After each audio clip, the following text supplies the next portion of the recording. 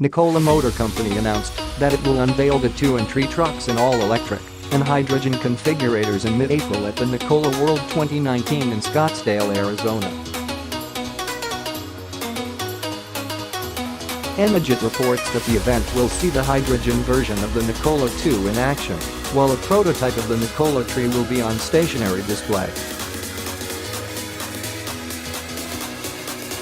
Unlike most other trucking companies that are exclusively developing electric semis as their only alternatively powered vehicles, Nikola distinguishes itself with a specific focus on hydrogen powertrains.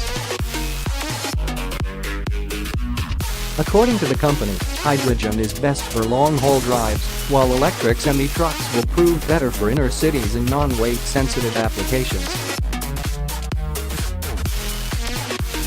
While both the 2 and 3 will be sold in hydrogen and electric forms, Nikola expects to see 50 times as many orders for the hybrid hydrogen-electric models.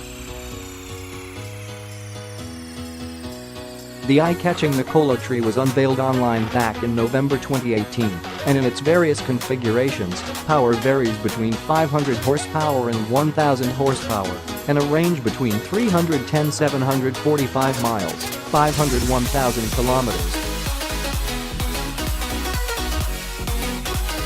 Nikola designed the tree specifically with Europe in mind, meaning it is slightly smaller than the 1 and 2. Like the 2, it will be offered with an electric powertrain and 500 kWh, 750 kWh, and 1 mWh battery packs.